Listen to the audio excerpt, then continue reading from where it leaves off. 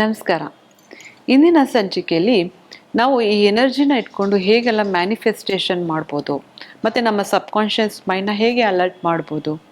ಈಗ ಈ ಒಂದು ಮ್ಯಾನಿಫೆಸ್ಟೇಷನ್ನ ಹೇಗೆ ಮಾಡ್ಬೋದು ಅನ್ನೋದು ನೋಡೋಣ.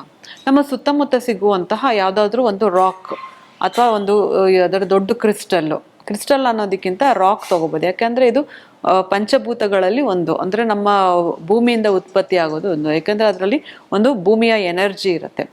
ನುಣುಪಾದ ಅಂದರೆ ಒಂದು ಯಾವುದಾದ್ರೂ ಒಂದು ರಾಕ್ ಅಂತ ಅಂದರೆ ಏನಂತ ಹೇಳ್ತೀವಿ ಅಂದರೆ, ಯಾವುದಾದ್ರೂ ಒಂದು ಕಲ್ಲು, ನುಣುಪಾದ ಒಂದು ಕಲ್ಲು, ಅಥವಾ ಯಾವುದಾದ್ರೂ ನಿಮ್ಮ ಈ ನದಿ ಅಥವಾ ತೀರದಲ್ಲಿ ಸಿಗುವಂತಹ ಕಲ್ಲು ಯಾವ್ದಾದ್ರು ನಿಮ್ಮ ಮನೇಲಿ ಇಟ್ಕೊಂಡಿರ್ತೀರ ಸಾಮಾನ್ಯವಾಗಿ, ನೆನಪಾರ್ಥವಾಗಿ ಆ ಥರ ಒಂದು ಕಲ್ಲನ್ನು ನೀವು ತಗೊಳ್ಬೇಕಾಗತ್ತೆ. ಯಾಕೆ ಆ ಕಲ್ಲನ್ನು ತಗೊಂಡು ಪ್ರತಿದಿನ, ಅಂದರೆ ಮಲಗೋಕ್ಕೆ ಮುಂಚೆ, ಅಂದರೆ ನೀವು ಮಲಗೋಕ್ಕೆ ಒಂದು 10-15 ನಿಮಿಷ ನನಗೆ ಇನ್ನೇ ನಿದ್ದೆ ಬರ್ತಿದೆ ಅನ್ನುವಾಗ ಆ ಕಲ್ಲನ್ನು ನಿಮ್ಮ ಬೆಡ್ ಸೈಡ್ ಇಟ್ಕೋಬೇಕು. ಆ ಕಲ್ಲನ್ನು ತಗೊಂಡು ನಿಮ್ಮ ಎರಡು ಕೈ ಮಧ್ಯದಲ್ಲಿ ಚೆನ್ನಾಗಿ ರಬ್ ಮಾಡಬೇಕಾಗತ್ತೆ. ರಬ್ ಮಾಡ್ತಾ ಮಾಡ್ತಾ ನೀವು ಮೊದಲು ಅದಕ್ಕೆ ಒಂದು ಸ್ವಲ್ಪ ಉಪ್ಪು ನೀರಲ್ಲಿ ಅದರಲ್ಲಾದರೂ ನೀವು ತೊಳ್ಕೊಬೇಕಾಗತ್ತೆ. ಯಾಕಂದರೆ ಎಲ್ಲ, ಅಂದರೆ ಯಾವುದೇ ಒಂಥರ ಬ್ಯಾಡ್ ಎನರ್ಜಿ ಇರ್ಬೋದು ಅಥವಾ ನೆಗೆಟಿವ್ ಎನರ್ಜಿ ಇರ್ಬೋದು, ಅದೆಲ್ಲ ಅದರಿಂದ ಹೊಟ್ಟೋಗ್ಲಿ ಅಂತ. ಆಮೇಲೆ ನಿಮ್ಮ 2 ಕೈ ಮುಖಾಂತರ ಅದನ್ನು ಸ್ವಲ್ಪ ಬಿಸಿ ಆಗೋವರೆಗೂ, ಅಂದರೆ ನಿಮ್ಮ ಕೈ ಶಾಖ ಆ ಕಲ್ಲಿಗೆ ತಾಕೋವರೆಗೂ ನೀವು ಸ್ವಲ್ಪ ಅದನ್ನು ಸ್ವಲ್ಪ ರಬ್ ಮಾಡಬೇಕು. ಅವಾಗ ಏನಾಗುತ್ತೆ, ನಿಮ್ಮಲ್ಲಿರುವಂತಹ ಪಾಸಿಟಿವ್ ಎನರ್ಜಿ ಎಲ್ಲ ಆ ಕಲ್ಲಿಗೆ ಹೋಗುತ್ತೆ. ಆ ಕಲ್ಲಿಗೆ ಹೋದ್ಮೇಲೆ ನಿಮಗೆ ನಿಮ್ಮ ಮ್ಯಾನಿಫೆಸ್ಟೇಷನ್ ಏನೇ ಇರ್ಬೋದು, ನೀವು ಒಂದು ಮನೆ ತೊಗೊಳ್ಬೇಕು ಅಂತ ಆಸೆ ಇರ್ಬೋದು, ಪ್ರಮೋಷನ್ ಬೇಕಂತ ಇರ್ಬೋದು, ಅಥವಾ ಮದುವೆ ಆಗಬೇಕು ಅಂತ ಇರ್ಬೋದು, ಅಥವಾ ಮಗು ಆಗಬೇಕು ಅಂತ ಇರ್ಬೋದು, ಅಥವಾ ಇನ್ನೇನಾದ್ರು ನಿಮ್ಮ ಕರಿಯರಲ್ಲಿ ಗ್ರೋತ್ ಬೇಕು ಅಂತ ಇರ್ಬೋದು, ಅಥವಾ ಯಾವ್ದಾದ್ರು ಒಂದು ಸಮ್ ಅಮೌಂಟ್ ಆಫ್ ದುಡ್ಡು ನೀವು ಯಾವ್ದಾದ್ರು ಎಕ್ಸ್ಪೆಕ್ಟ್ ಮಾಡ್ತಾ ಇರ್ಬೋದು. ನಿಮ್ಮ ಮನಸ್ಸಿನ ಬಯಕೆಗಳನ್ನ ಆ ಕಲ್ಲು 2 ಕೈಯಲ್ಲಿ ಮಧ್ಯದಲ್ಲಿ ಇಟ್ಕೊಂಡು ಹಾರ್ಟ್ ಚಕ್ರ ಹತ್ರ ಇಟ್ಕೊಂಡು ನೀವು ಮ್ಯಾನಿಫೆಸ್ಟೇಷನ್ ಮಾಡೋಕ್ಕೆ ಸ್ಟಾರ್ಟ್ ಮಾಡಬೇಕು. ಅಂದರೆ ಯಾವುದೇ ಥರ ನೆಗೆಟಿವ್ ಥಾಟ್ನ ನೀವು ಇಲ್ಲಿ ಇಟ್ಕೋಬಾರ್ದು. ಓನ್ಲಿ ಪಾಸಿಟಿವ್ ಥಾಟ್ ನೀವು ಮೋಟಿವೇಟ್ ಆಗಿ ಈ ಕಲ್ಲಿಗೆ ನೀವು ಹೇಳ್ತಾ ಹೋಗಬೇಕು. ಪ್ರತಿದಿನ ನಾವು ಮಲಗಕ್ಕೆ ಮುಂಚೆ ಈ ಒಂದು ಟೆಕ್ನಿಕ್ನ ಮಾಡಿ ಅದನ್ನು ನಿಮ್ಮ ಬೆಡ್ ಸೈಡ್ ಹತ್ರ ಇಟ್ಕೊಂಡು ನೀವು ಮಲಗೋದ್ರಿಂದ ಏನಾಗುತ್ತೆ, ನಿಮ್ಮ ಸಬ್ಕಾನ್ಷಿಯಸ್ ಮೈಂಡು ಅಲರ್ಟ್ ಆಗಿ ಅದ್ರ ಮೇಲೆ ವರ್ಕ್ ಮಾಡೋಕ್ಕೆ ಸ್ಟಾರ್ಟ್ ಆಗುತ್ತೆ. ನಾನು ಹೇಳ್ಕೊಂಬಿಟ್ಟೆ, ನನಗೆ ಆಗಲಿಲ್ಲ, ಇದು ಆ ಥರ ಅಲ್ಲ. ಇದಕ್ಕೊಂದು ಕನ್ಸಿಸ್ಟೆನ್ಸಿ ಬೇಕಾಗತ್ತೆ.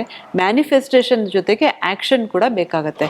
ಕೆಲವು ಟೈಮ್ ನಮಗೆ ಏನಾಗುತ್ತೆ, ನಾವೇನೋ ಮಾಡ್ಬೇಕಂತ ಅನ್ಕೋತಿರ್ತೀವಿ, ಆದರೆ ಅದನ್ನು ಮುಂದಕ್ಕೆ ಹಾಕ್ಕೊಂಡೇ ಹೋಗ್ತಾ ಇರ್ತೀವಿ. ಆದರೆ ಈ ಟೆಕ್ನಿಕ್ ಮಾಡೋದ್ರಿಂದ ಏನಾಗುತ್ತೆ ಅಂತಂದರೆ, ನಮ್ಮ ಸಬ್ಕಾನ್ಷಿಯಸ್ ಮೈಂಡ್ ನಾವೇನು ಹೇಳ್ಕೊತೀವಲ್ಲ, ಮಲಗಕ್ಕೆ ಒಂದು 20 ನಿಮಿಷ ಮುಂಚೆ ಮತ್ತು ಬೆಳಗ್ಗೆ ಎದ್ದ ತಕ್ಷಣ 20 ನಿಮಿಷ ಮುಂಚೆ ನಮ್ಮ ಸಬ್ಕಾನ್ಷಿಯಸ್ ಮೈಂಡ್ ಅಲರ್ಟ್ ಆಗಿರುತ್ತೆ.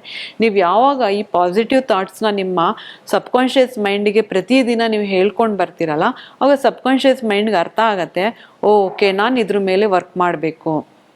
ನಾವು ಪ್ರತಿದಿನ, ಅಂದರೆ ನಾವು ಹೇಳ್ಕೊತಾ ಏನಾಗುತ್ತೆ, ರಿವೈರಿಂಗ್ ಆಗುತ್ತೆ.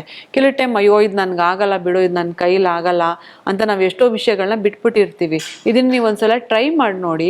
ನೀವು ಈ ಮ್ಯಾನಿಫೆಸ್ಟೇಷನ್ ಟೆಕ್ನಿಕ್ನ ಒಂದು 21 ದಿನ ಅಥವಾ 48 ದಿನ ಅಂತ ಒಂದು ಟೈಮ್ ಮಾಡಿಕೊಂಡು ಇದನ್ನು ನೀವು ಎಲ್ಲಿ ಹೋದ್ರೂ ಕ್ಯಾರಿ ಮಾಡ್ಬೋದು. ನಾನು ಎಲ್ಲೋ ಆಚೆ ಹೋಗ್ತಾ ಇದ್ದೀನಿ, ತೊಗೊಂಡು ಹೋಗಲ್ಲ, ಎಲ್ಲರೂ ಒಂದು ಕಡೆ ಬ್ಯಾಗಿಗೆ ಹಾಕ್ಕೊಂಡು ನೀವು ತೊಗೊಂಡು ಹೋಗ್ಬೋದು. ಬಟ್ ಮಲ್ಗೋಕ್ಕೆ ಮುಂಚೆ ನಿಮ್ಮ ಪಕ್ಕದಲ್ಲಿ ಇಟ್ಕೊಂಡು ಇದನ್ನು ಹೇಳಿಬಿಟ್ಟು ನೀವು ಮಲ್ಕೋಬೇಕಾಗತ್ತೆ. ಆ ಥರ ಮಾಡಿದಾಗ ಸಬ್ಕಾನ್ಷಿಯಸ್ ಮೈಂಡ್ ಏನು ಮಾಡುತ್ತೆ, ಈ ಅವಕಾಶಗಳನ್ನ ಹುಡುಕ್ತಾ ಇರುತ್ತೆ, ಆಪರ್ಚುನಿಟೀಸ್ನ ಹುಡುಕ್ತಾ ಇರುತ್ತೆ. ಮತ್ತು ಯಾವಾಗ ಆಪರ್ಚುನಿಟಿ ಸಿಗುತ್ತೆ, ಆ್ಯಕ್ಷನ್ ಮಾಡೋದಕ್ಕೆ ನಿಮಗೆ ಮನಸ್ಸು ಕೊಡುತ್ತೆ. ನಿಮಗೆ ಸಬ್ಕಾನ್ಷಿಯಸ್ ಮೈಂಡ್ ಯಾವಾಗ ಅಲರ್ಟ್ ಆಗುತ್ತೆ, ನೀವು ಕಾನ್ಷಿಯಸ್ ಆಗಿ okay this is the opportunity, ನಾನು ಏನು ಕೇಳ್ತಾ ಇದ್ದೆ, ಓಕೆ ಆಪರ್ಚುನಿಟಿ ಬಂದಿದೆ, ಇದ್ರ ಮೇಲೆ ನಾನು ಆ್ಯಕ್ಷನ್ ತೋರಿಸ್ಬೇಕು, ಇದನ್ನು ನಾನು ಮುಂದೂಡಬಾರ್ದು, ಇದನ್ನು ನಾನು ಇವಾಗಲೇ ನಾನು ಆ್ಯಕ್ಷನ್ ತೊಗೊಂಡ್ರೆ ನನ್ನ ಒಂದು ಕನಸನ್ನ ನಾನು ನೆರವೇರಿಸ್ಕೋಬೋದು ಅನ್ನೋದು ಸಬ್ಕಾನ್ಷಿಯಸ್ ಮೈಂಡ್ಗೆ ಅರ್ಥ ಆಗಿ ಆ ಆಪರ್ಚುನಿಟೀಸ್ನ ಹುಡುಕ್ತಾ ಇರುತ್ತೆ. ಮತ್ತು ಅದ್ರ ಮೇಲೆ ಆ್ಯಕ್ಷನ್ ಕೂಡ ಮಾಡೋಕ್ಕೆ ಸ್ಟಾರ್ಟ್ ಆಗುತ್ತೆ. ಯಾವಾಗ ಮ್ಯಾನಿಫೆಸ್ಟೇಷನ್ ವಿತ್ ಆ್ಯಕ್ಷನ್ ಮತ್ತು ವಿತ್ ಮೋಟಿವೇಶನ್ ಮೂರೂ ಒಂದು ಅಲೈನ್ ಆಗಿ ನಡೆಯುತ್ತೆ, ಆವಾಗ ನಾವು ಮನಸ್ಸಲ್ಲಿ ಏನು ಅಂದ್ಕೊಳ್ತಾ ಇರ್ತೀವಿ, ನಮಗೆ ಏನು ಡಿಸೈರ್ ಇದೆ ಅದು ನಡೀತಾ ಹೋಗುತ್ತೆ. ಹಾಗೆ ಜರ್ನಲ್ ರೈಟಿಂಗ್ ಬಗ್ಗೆ ನೀವು ಈಗಾಗಲೇ ಸಾಕಷ್ಟು ಕೇಳಿರ್ತೀರ. ಇದೇನಾಗುತ್ತೆ ಅಂದರೆ, it's nothing but working on subconscious mind. ಇದು ಕೂಡ ಅಷ್ಟೇ, ನಾವು ಹೇಳೋದು ಬೇರೆ ಅಥವಾ ಬರೆಯೋದು ಬೇರೆ. ಬರೆದಾಗ ಏನಾಗುತ್ತೆ, ನಾವು ಏನು ಬರವಣಿಗೆ ಮುಖಾಂತರ ಬರಿತೀವಲ್ಲ, ಅಲ್ಲಿ ಏನಾಗುತ್ತೆ, ಬರವಣಿಗೆ ಮುಖಾಂತರ ನಾವು ಬರಿತೀವಿ, ಕಣ್ಣಿಂದ ನೋಡ್ತೀವಿ, ಹಾಗೆ ಅದನ್ನು ನಾವು ಮನಸ್ಸಲ್ಲಿ ಹೇಳ್ಕೊತಾ ಹೋಗ್ತಾ ಇರ್ತೀವಿ. ಇದು ಮೂರು ಮಾಡಿದಾಗ ಏನಾಗುತ್ತೆ, ನಮ್ಮ ಸಬ್ಕಾನ್ಷಿಯಸ್ ಮೈಂಡ್ಗೆ ಇದು ತಗೊಳ್ತಾ ಇರುತ್ತೆ. ಅಂತಂದರೆ ಓಕೆ ನಾನು ಏನೋ ಬರಿತಾ ಇದ್ದೀನಿ, ಏನು ಬರಿತಾ ಇದ್ದೀನಿ, ಅದು ಏನಾಗ್ತಾ ಇದೆ ಅನ್ನೋದು ಸಬ್ಕಾನ್ಷಿಯಸ್ ಮೈಂಡ್ಗೆ ನಾವು ಡೈರೆಕ್ಟಾಗಿ ಅಥವಾ ಇಂಡೈರೆಕ್ಟಾಗಿ ನಾವು ತಿಳಿಸ್ತಾ ಇರ್ತೀವಿ.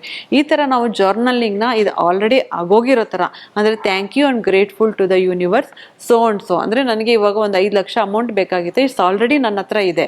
ಆ 5 ಲಕ್ಷದಿಂದ ನೀವು ಏನು ಮಾಡ್ತೀರಾ?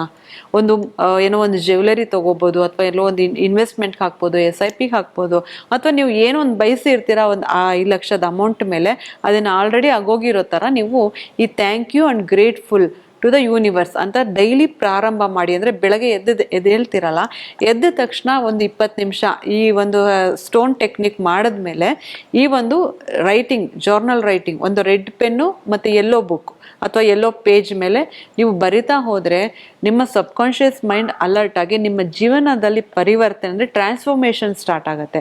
ಯಾರಿಗೆಲ್ಲ ನನ್ನ ಲೈಫ್ ಸ್ಟ್ಯಾಗ್ನೆಂಟ್ ಆಗಿಬಿಟ್ಟಿದೆ, ನನ್ನ ಲೈಫಲ್ಲಿ ಏನೂ ನಡೀತಾ ಇಲ್ಲ, ಏನೂ ಬೆಳವಣಿಗೆ ಇಲ್ಲ, ನನ್ನ ಜೀವನದಲ್ಲಿ ಗ್ರೋತ್ ಅನ್ನೋದೇ ಇಲ್ಲ, ಅದು ನಾನು ಏನೋ ಅನ್ಕೋತೀನಿ ಬಟ್ ಯಾವುದನ್ನು ಎಕ್ಸಿಕ್ಯೂಷನ್ ಮಾಡೋಕ್ಕಾಗ್ತಾ ಇಲ್ಲ, ನಾನು ಏನೋ ಹೋಗಿ ಕಲ್ತ್ಕೊಂಬರ್ತೀನಿ, ಅದನ್ನು ನಾನು ಹೇಗೆ ಮಾಡ್ಬೇಕು, ನಂಗೆ ಕಾನ್ಫಿಡೆನ್ಸೇ ಬರ್ತಾ ಇಲ್ಲ ಅಂತ ಅನ್ನೋರು ಈ ಒಂದು ಜರ್ನಲಿಂಗ್ ಟೆಕ್ನಿಕ್ನ ಮ್ಯಾನಿಫೆಸ್ಟೇಷನ್ ಮುಖಾಂತರ ಮಾಡೋದ್ರಿಂದ ನೀವು ಒಂದ್ಸಲಿ ಏನು ಅನ್ಕೊಳ್ತಾ ಇದ್ದೀರಲ್ಲ ಅದೆಲ್ಲ ಆ್ಯಕ್ಷನ್ ರೂಪಕ್ಕೆ ಕನ್ವರ್ಟ್ ಮಾಡ್ಬೋದು ಅಂತ ಹೇಳ್ತೀನಿ.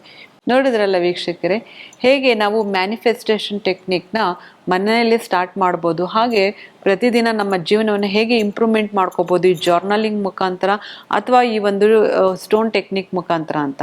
ಯಾಕಂದರೆ ಎಲ್ಲದಕ್ಕೂ ಎನರ್ಜಿ ಇದೆ. ಈ ಎನರ್ಜಿಯಿಂದ ನಾವು ಇದನ್ನು ಕ್ರಿಯೇಟ್ ಮಾಡಿಕೊಂಡು ನಮ್ಮ ಮ್ಯಾನಿಫೆಸ್ಟೇಷನ್ನ ನಾವೇ ಹೇಗೆ ಸಾಲ್ವ್ ಮಾಡ್ಕೋಬೋದು, ಹಾಗೆ ನಮಗೆ ನಾವೇ ಹೇಗೆ ಹೀಲಿಂಗ್ ಮಾಡ್ಕೋಬೋದು ಅನ್ನೋದನ್ನ ಇಂದಿನ ಸಂಚಿಕೆಯಲ್ಲಿ ನೋಡಿದ್ವಿ. ಮತ್ತಷ್ಟು ಮಾಹಿತಿಗಳೊಂದಿಗೆ ಮುಂದಿನ ಸಂಚಿಕೆಯಲ್ಲಿ ಭೇಟಿ ಮಾಡೋಣ. ನಮಸ್ಕಾರ.